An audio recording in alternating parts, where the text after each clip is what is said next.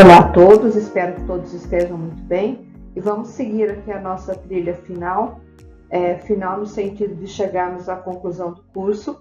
E a nossa trilha dessa aula, ela está composta por 9 temas: as atividades econômicas civis, a empresa, os elementos da empresa, os fatores de produção, a atividade econômica organizada, o exercício da atividade econômica organizada, a atividade econômica não empresarial, o empresário individual, a sociedade limitada unipessoal e o registro das atividades econômicas, ok?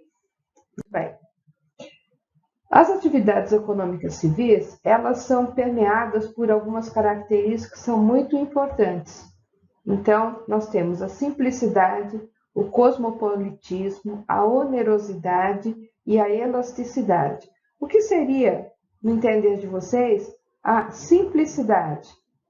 Simplicidade nada mais é do que as relações que se dão no mercado como um todo e são permeadas pela simplicidade. Não tem muita complicação, certo? Por isso que nós chamamos o direito empresarial de permeado pela simplicidade, porque as relações normalmente não têm formalidade.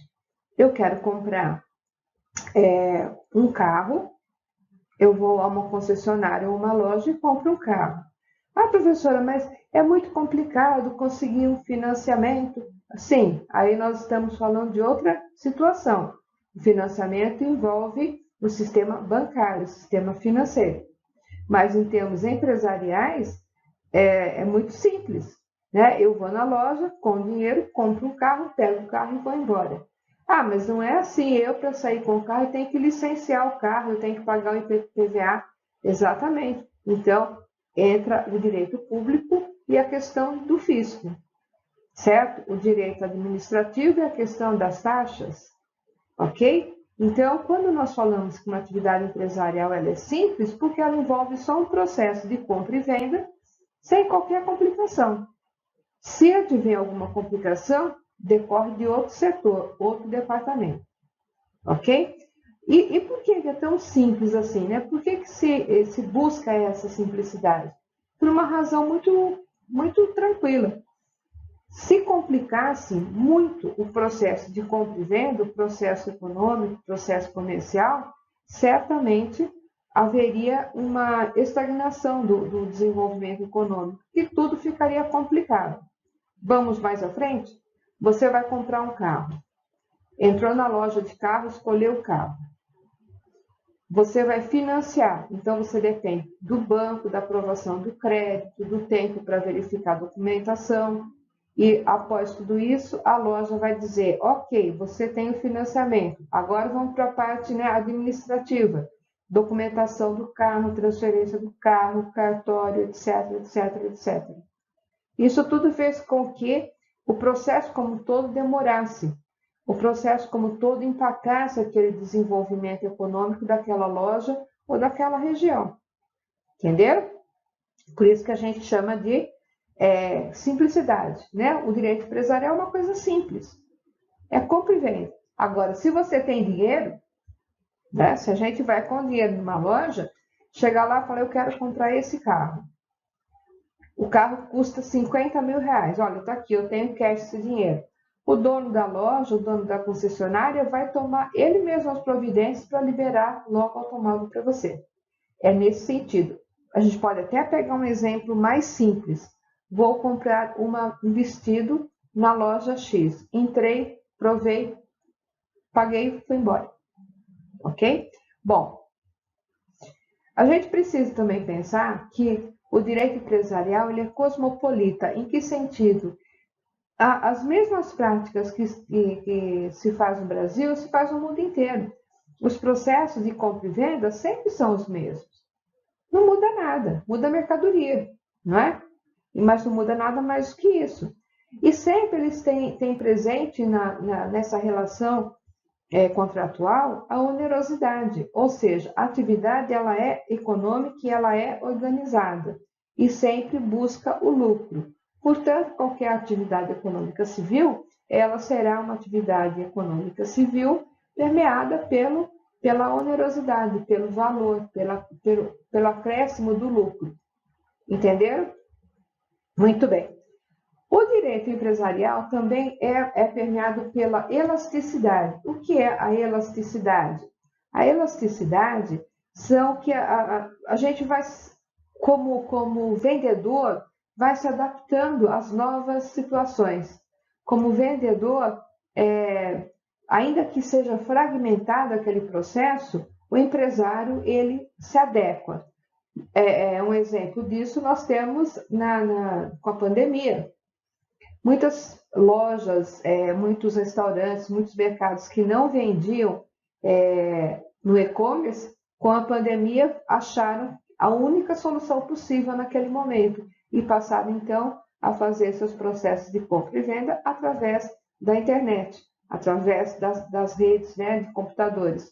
Hoje, aqui em São Paulo principalmente, eu tenho certeza que aí também, a maioria das vendas são ainda online. As pessoas não estão querendo sair com essa finalidade, preferem comprar, o mercado entrega, a farmácia entrega, a loja de roupa entrega, e deixa esse tempo que era dedicado para esse tipo de atividade para outras coisas, certo? Ou seja, o direito empresarial ele foi se adaptando. Precisou ter alguma correção na legislação? Sim, mas que ainda não foi implementada, ok?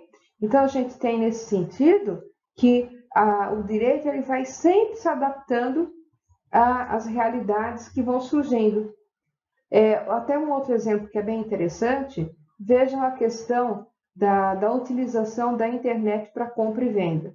Muitas pessoas tinham medo de utilizar a internet, de colocar o seu número de cartão, fazer compra online, o e-commerce, etc. e tal. Hoje todo mundo tem esse hábito que é tranquilo. Claro, gente, que as pessoas mais velhas, que não têm essa habilidade com a tecnologia, ou que ainda se sentem muito incomodadas com isso, não vão acessar. Mas é uma parcela muito pequena da população, certo? Geralmente a população mais velha que vem de uma outra geração, de uma outra formação. Vocês que são jovens usam a tecnologia como habilidade ímpar. Tanto é que hoje as crianças, os bebês, já nascem sabendo utilizar a tela do celular. Então, essa plasticidade do nosso cérebro tem uma função muito importante. Nós conseguimos utilizar da nossa massa cinzenta para adequar a qualquer situação. O ponto importante aí é adequar de forma que seja favorável à nossa pessoa, ok? Favorável no bom sentido, tá? Não é só pensar em você. É uma forma de se pensar em você como indivíduo e você usar aquela variável que é a mais cara que nós temos hoje no mundo, que é o tempo, de uma forma melhor. Nós que somos operadores do direito, nós trabalhamos demais. E aí eu vou me permitir contar uma historinha aqui para vocês. Eu me formei há muitos anos atrás. Quando eu digo muitos anos, eu estou falando em 1976, certo? Eu sou uma velha. E, gloriosamente, desde aquela época, ser advogado era um grande mérito, né? Uma mulher advogada, então, era mais ainda. Uma mãe advogada, nossa, mais ainda. Bom, só que naquele momento nós não tínhamos internet.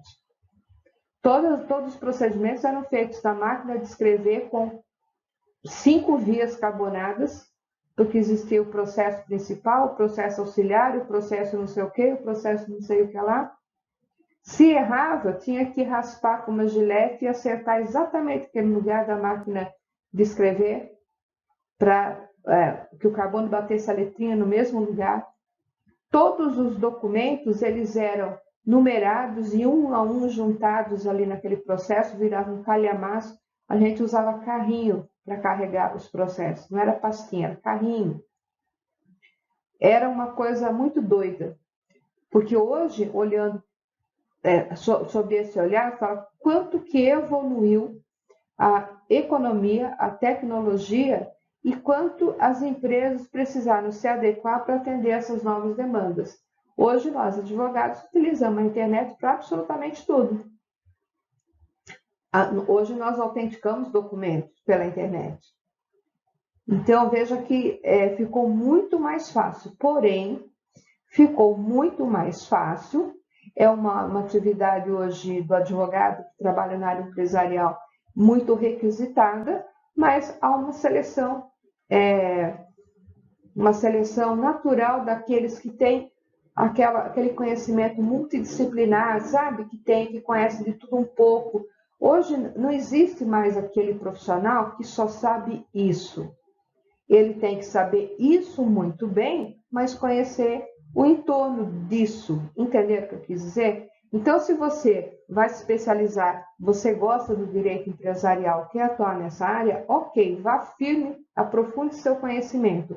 Mas você precisa saber um pouco da economia. Você precisa saber do consumidor. Você precisa saber da comunicação empresarial. Você precisa saber da governança corporativa. O conhecimento é uma moeda que quem coloca o preço é só o detentor desse conhecimento. Então, não esqueçam disso, tá? Bom, voltando aqui. Então, o direito empresarial, ele está permeado por essas características, né? Ele é simples, ele é cosmopolita, vale em todo lugar. Ele é oneroso, porque não há um contrato de compra e venda que não tenha valor. Claro que tem exceções. E ele é elástico, porque ele vai se adequando às situações. Certo? Até um exemplo bem atual. Nós estamos passando por um momento de guerra lá na Rússia e a Ucrânia. As indústrias aqui no Brasil, que nós estamos a milhares de quilômetros da Rússia, terão que fazer alguma adequação para atender essa demanda. Do lado russo, eles fornecem trigo para o Brasil. Eles também terão que fazer adequações porque é um estado de guerra. Veja a elasticidade e o cosmopolitismo do direito empresarial. Não é da hora, moçada? Bom, mas também, quando a gente fala de empresa, nós já falamos que a empresa é uma organização técnica, uma organização econômica organizada. E ela é organizada com qual finalidade? A finalidade de produzir bens ou prestar algum tipo de serviço.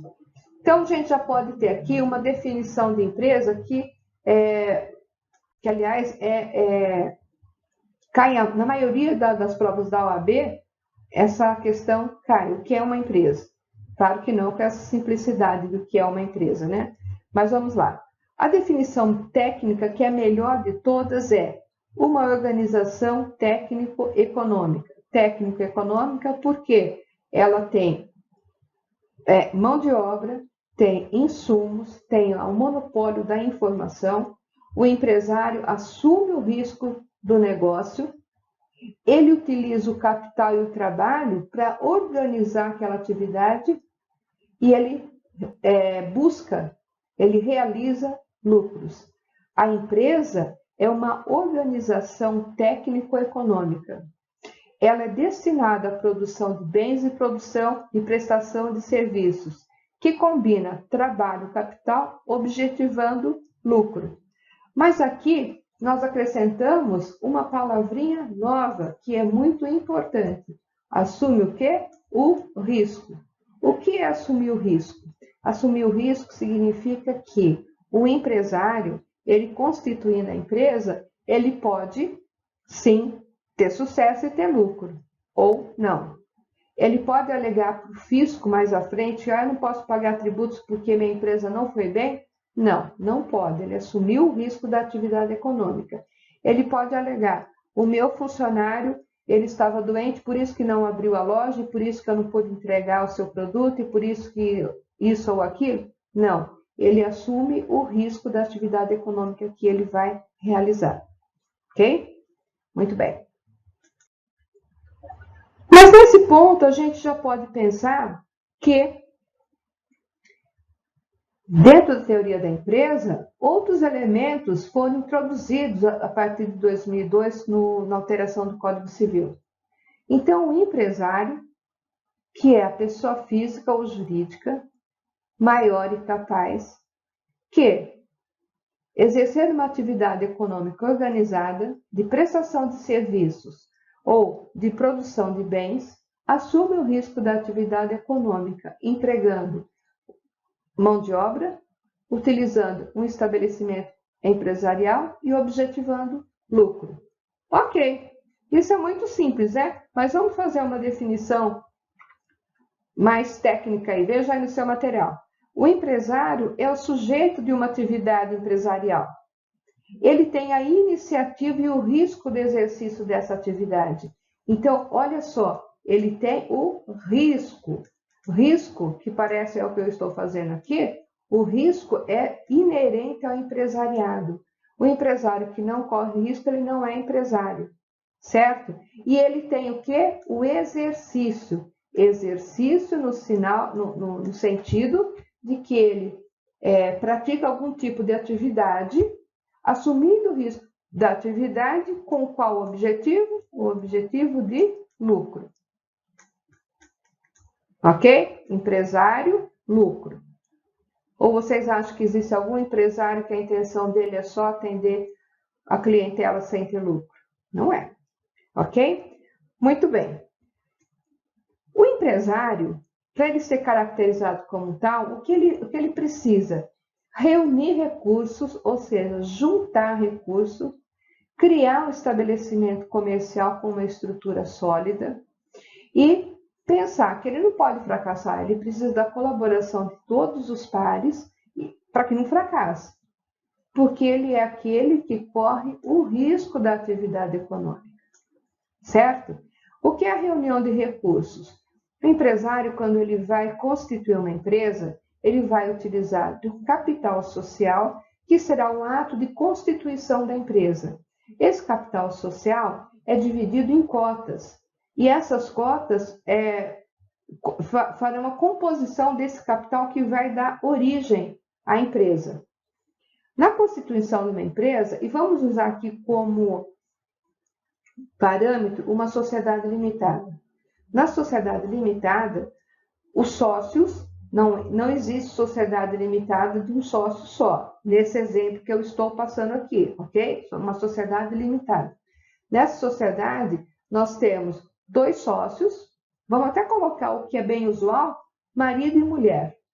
O marido tem 99% das cotas e a mulher tem 1%. Peraí, mas como que são essas cotas? Eu vou fazer aqui nesse cantinho para vocês. Digamos que a empresa, a loja de sapato lindo, tem como sócio o X, que tem 5.000 cotas. E tem o sócio Y, que tem 5.000 cotas. Vamos imaginar que cada cota custe R$1. Ok? Portanto, quanto que nós temos aqui? 10.000 cotas, no valor de R$1 cada uma. Nós temos que o capital social é de R$10.000. Ok? Certo? Agora vamos admitir nesse mesmo exemplo que o sócio X, ele possua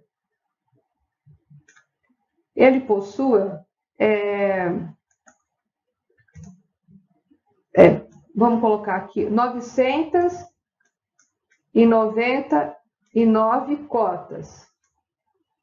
E o sócio possua uma cota. Se cada cota nós colocamos aqui que valesse R$1, então quanto que ele tem de cotas aqui? 999 mais 1 são 1.000 cotas, ok? Então ele teria de capital social R$1.000. Nossa, mas como que começa uma empresa com R$1.000? O capital social não representa o valor da empresa. O capital social é o valor que os sócios disponibilizam, integralizam do capital para começar a empresa. O valor da empresa será composto depois por outros fatores, como estoque, vendas, estabelecimento comercial, o site da empresa, os aplicativos da empresa, o logo da empresa. A gente vai estudar isso mais lá na frente. Aqui o que é importante? O empresário X pode ter 999 cotas e o sócio Y uma cota, sendo que cada um vai responder pela empresa até o limite da cota que integralizou. O sócio X responde até R$ 999, o sócio Y até R$ 1. Aqui tem a explicação do porquê geralmente sócios são marido e mulher. Ok? Então guardem esse exemplo aí para a gente ver mais à frente a razão do sócio marido e mulher. Beleza? Bom, é bem difícil escrever aqui na tela, gente, mas não tem outro jeito, né? Eu dou aula em umas outras universidades e as aulas são ao vivo, sabe? Então eu uso uma lousa eletrônica e aí é muito legal, mas aqui é bem complicadinho. Muito bem. Mas e o risco? O que significa esse risco que eu mencionei que o empresário tem? Risco. O que é o risco? Então vamos lá. O risco. Primeiro que ele é inerente à prática econômica. Qualquer negócio a gente corre risco, qualquer um. Durante a pandemia, muitas empresas tinham acabado de ser abertas, tiveram que fechar suas portas. O risco que ele correu era um risco previsível? Não. Como que ia saber que ia ter uma pandemia? Ah, mas aí o que eu tenho que fazer e agora eu vou perder meu ponto comercial? Porque você correu o risco da sua atividade econômica. Ok? Agora inverte o jogo. Um empresário abriu uma empresa de quentinha. Gente, eu acho que quentinha é a mesma coisa aqui. E aí? Quentinha são aquelas marmitinhas, que é uma refeição. Ele abriu esse negócio quentinha, veio a pandemia. Quando veio a pandemia, ele enxergou o negócio. Da dificuldade, ele tirou a oportunidade e falou: vou contratar o iFood para fazer a entrega de quentinha e vou divulgar isso nas minhas redes sociais. O que ele fez? Aproveitou a situação e correu o risco de fornecer alimentos para quem não podia sair de casa. Ok? Entenderam essa lógica do risco? Ele assumiu o risco e se deu bem. O outro não assumiu. Outro exemplo. Bom, qualquer atividade, gente, gera risco. Até mesmo a nossa atividade como operador de direito, como advogado. Nossa, mas eu acho que, olha, eu não sei que semestre vocês estão, que ano que vocês estão no direito, mas eu posso dizer assim da experiência que eu tenho de muitos anos. Ser advogado é maravilhoso, mas não enriquece ninguém, ok? Essa ilusão de que eu serei advogado, ficarei rico, não. Nós trabalhamos muito, a diferença é essa. O advogado trabalha muito, e se ele trabalha muito, ele ganha bem. Eu gosto sempre de dizer isso porque essa ilusão de que o advogado vai ficar atrás de uma mesa, sentado, de terninho, cheiroso, gel na cabeça, as moças de vestidinho preto, passeando no fórum, achando que vai ficar rico, não é assim que funciona. O que funciona é, nós advogados trabalhamos muito. E por trabalharmos muito, nós ganhamos muito bem. Vocês entendem onde eu quero chegar com esse exemplo? E vou contar para vocês por quê. Vou contar com um exemplo. Eu tinha um cliente, porque ele morreu na pandemia, então eu perdi o cliente. Ele era dono de 4 postos de gasolina, que ficavam num cruzamento de 2 avenidas aqui na minha cidade. Cada esquina tinha um posto de gasolina, cada um de uma bandeira, e ele era dono dos 4. Ok. E eu fazia advocacia preventiva, eu ia uma vez por semana nos postos de gasolina, conversava com o funcionário, via se estava tudo bem, tratava daquelas questões de funcionário na gravidez, etc., aquela complicação toda. Muito bem. Aí, um certo dia, ele vai no meu escritório e fala: doutora Silvia, eu preciso falar com você agora, é muito urgente, eu preciso falar agora. Ah, tudo bem, o que aconteceu, né? Morreu alguém. Fui atender, ele falou: olha, eu fui pagar a carga de combustível e minhas contas do banco estão bloqueadas.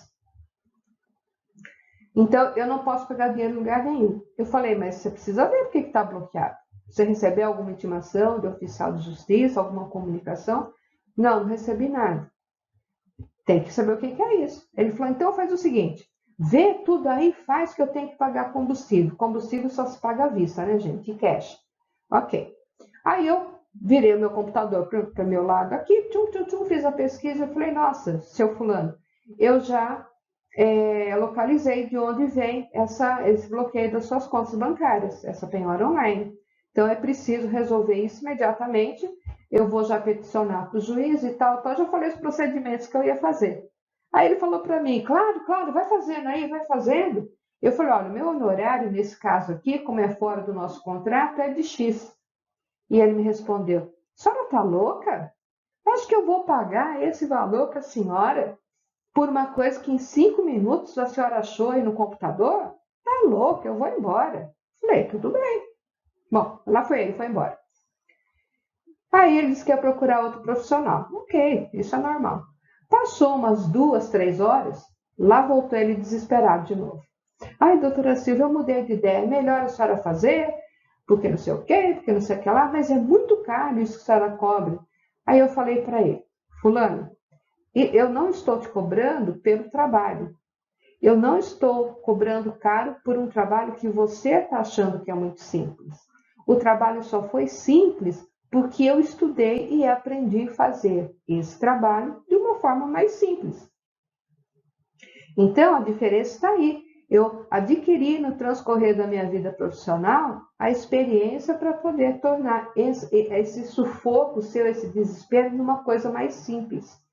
Você entendeu? Chamava-se Wagner. Entendeu, seu Wagner?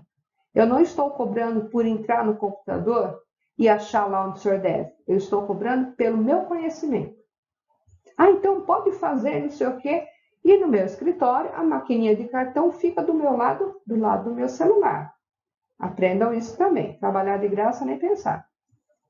Então, virei para ele e falei, olha, agora já é perto de 5 horas, o fórum fecha às 7, então agora tem a taxa de urgência, agora aumentou mais X. O que ele fez? Ele pagou na hora, porque sabia que tinha que resolver. O que eu quis dizer com esse exemplo aqui, e de forma nenhuma é vaidade isso, dizer que o nosso conhecimento tem valor. E quando a gente sabe mais, não que isso seja um motivo de vaidade má, de má vaidade, não. Quando a gente sabe mais, a gente põe valor no nosso trabalho. E aqui é exatamente esse caso. Essa pessoa, ela correu o risco de não ter pago um determinado tributo, ela ser processada e ter bens penhorados e bloqueio de conta corrente. E ela só podia se valer o quê? De um advogado.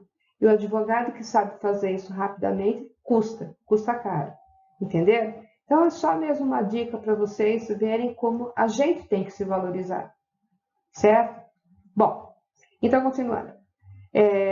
Se vocês não gostam desses meus comentários, desses meus pitacos no meio da aula, eu sinto muito, mas eu acho que eu tenho o dever e o comprometimento moral e humano e profissional de compartilhar com vocês coisas que são boas, né, para a atividade profissional dos meus colegas, ok? Muito bem.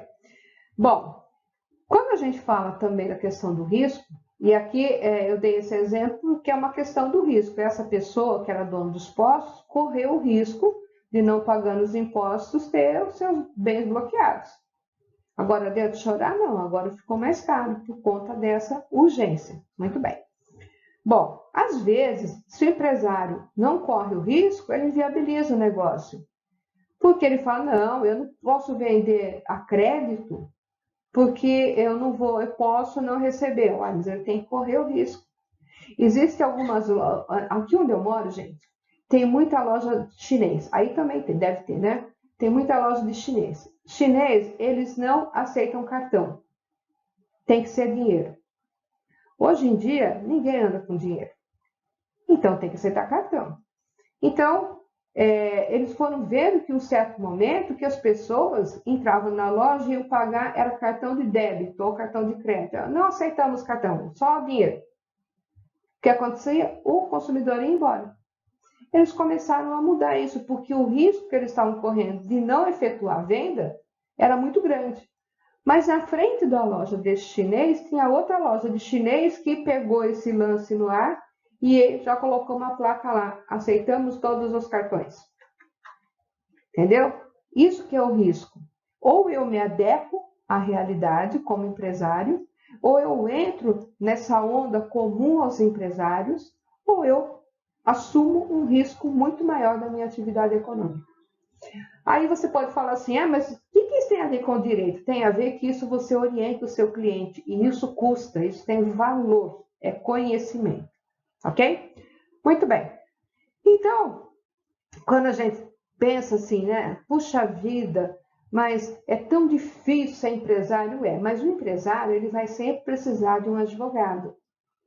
Ele vai precisar de um advogado e não só na hora do sufoco.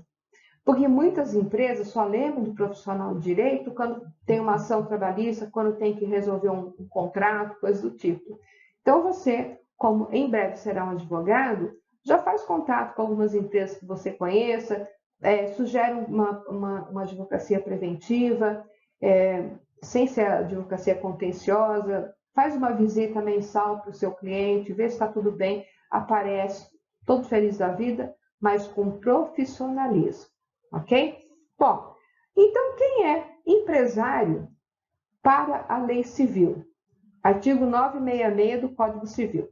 Considera-se empresário quem exerce profissionalmente a atividade econômica organizada para a produção ou circulação de bens ou de serviços. Profissionalmente organizada com habitualidade, com o monopólio das informações. Lembra da aula passada? Atividade organizada estabelecimento comercial, mão de obra, certo? Ok? Muito bem. Seguindo aqui. Bom, então agora a gente já tem quais são os elementos da empresa. O trabalho, mão de obra, tanto do empresário quanto dos empregados. O capital social, que eu acabei de ensinar para vocês, assim, uma nuance bem simples. A questão da busca pelo lucro e o risco que o empresário assume, certo? Aqui, novamente, eu tenho a definição para vocês. E aí nós chegamos num bonitinho chamado estabelecimento comercial. O estabelecimento comercial é um elemento da empresa e ele está presente para que a empresa fique caracterizada como tal. O estabelecimento comercial não é só um espaço físico onde a empresa desenvolve as suas atividades. É mais. O estabelecimento comercial está composto de bens corpóreos e bens incorpóreos. Quais são os bens corpóreos? As mercadorias, o estoque, os equipamentos, os móveis e utensílios, o veículo, né? O caminhão de entrega, a maquininha de cartão. Lembra que nós falamos sobre isso na outra aula? E os incorpóreos? Aqui que é da hora. As marcas e as patentes. O desenho industrial, o nome empresarial. O que é a marca, o que é a patente? Digamos que o negócio do seu cliente é uma loja de roupas e ele criou uma nova padronagem de tecido e aquele tecido ninguém fabrica. Então, ele vai mandar fabricar aquele desenho de tecido.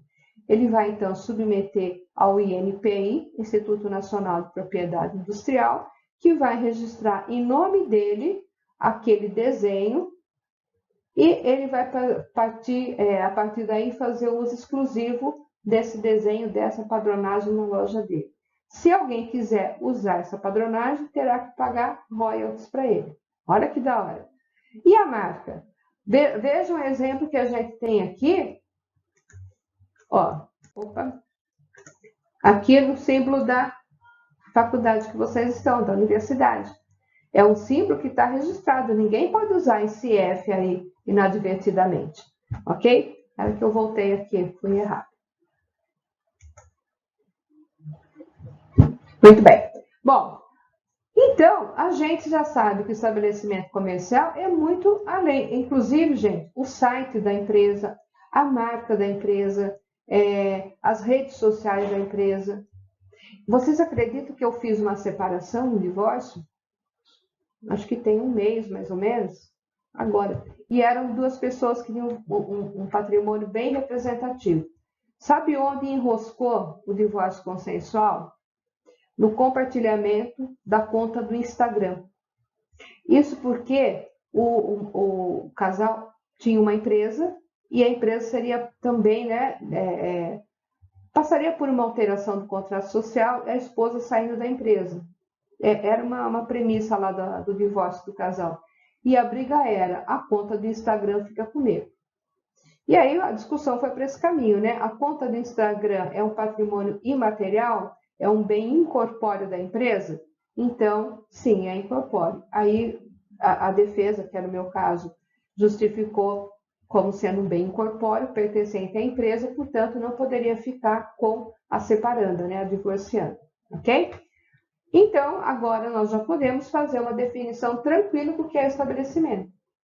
Estabelecimento, ele é um complexo de bens organizados que a empresa utiliza para fazer o exercício da sua atividade econômica organizada, é realizada por um empresário ou por uma sociedade empresária. Opa, o que é isso? Aqui que a coisa começa a ficar legal. Então, vamos lá. Sociedade empresária a gente vai ver na próxima aula, tá bom? Então, essa atividade organizada, a gente já sabe que ela é composta pelo lucro, pelo capital social, certo? Que está aqui. Pelos insumos. Opa, o que é insumo? Insumo é toda matéria-prima, toda mercadoria que uma empresa adquire para poder vender ou para poder fazer algum processo de compra e venda, certo? O lucro, todo mundo sabe, o capital vocês aprenderam hoje, que é o valor que a empresa investe, né? Para começar. E esse capital ele vai se alterando com o passar do tempo, porque ele vai ficando mais sólido, né? Ele vai aumentando, porque a empresa vai crescendo. E a mão de obra, que eu não preciso explicar, né, gente? Que somos nós os carregadores da massa da empresa.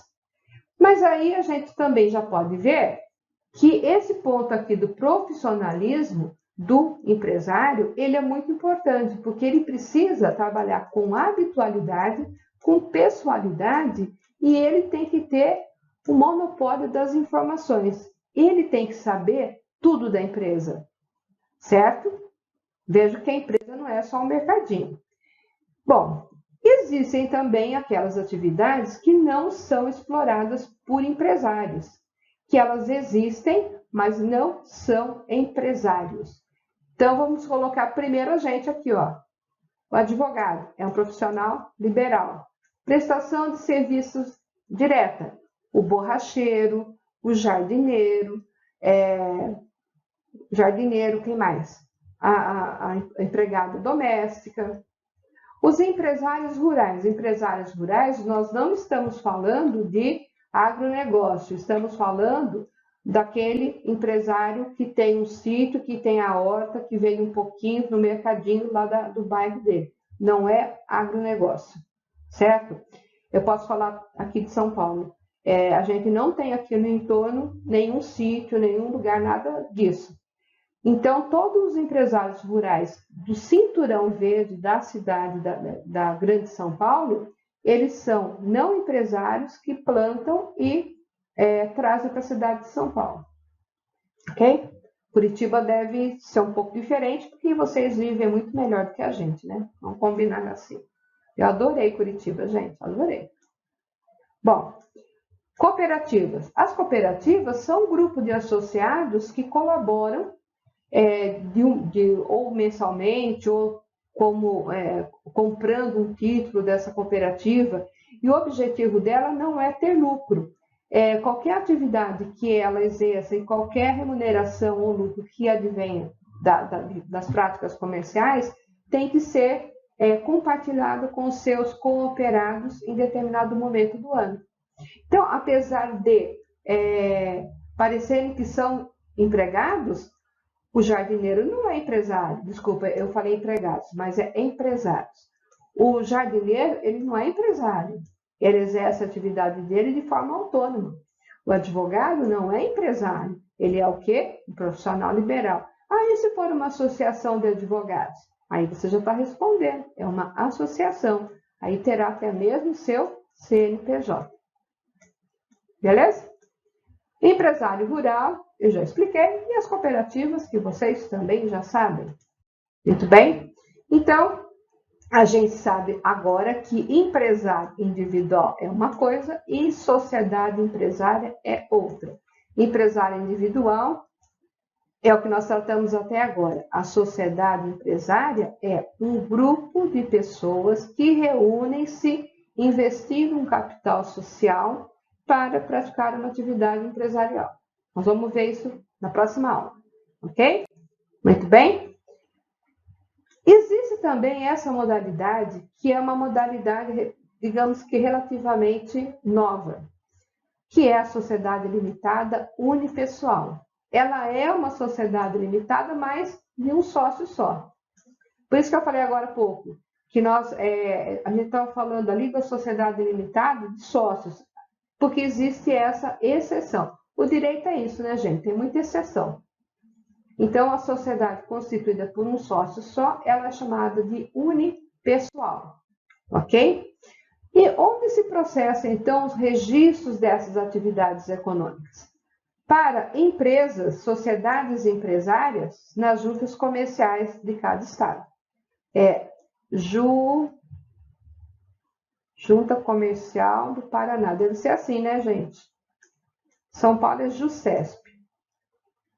Ok, pronto. E aí eu fiz um CNPJ aqui por São Paulo, de uma empresa aí do Paraná, e aí eu conheci um departamento que chama PIA. Vocês devem saber muito melhor do que eu. E fiquei muito surpreso com o atendimento, viu? Foi muito bom. E outro grupo de sociedades que têm atividades econômicas que são registradas em outros segmentos, em outro departamento, no Registro Público de Empresas Mercantis. Aqui nós temos vários tipos de sociedades, incluem-se as associações, as OCIPs. OCIP, vocês sabem o que é? OCIP, Organização Social de Interesse Público. Também as sociedades beneficentes. Nós vamos ver isso lá na frente, acho que na aula 6. Ok? Muito bem.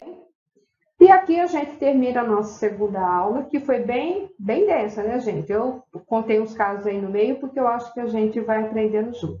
Tá bom? Então, muito obrigada aí pela atenção e até a próxima aula.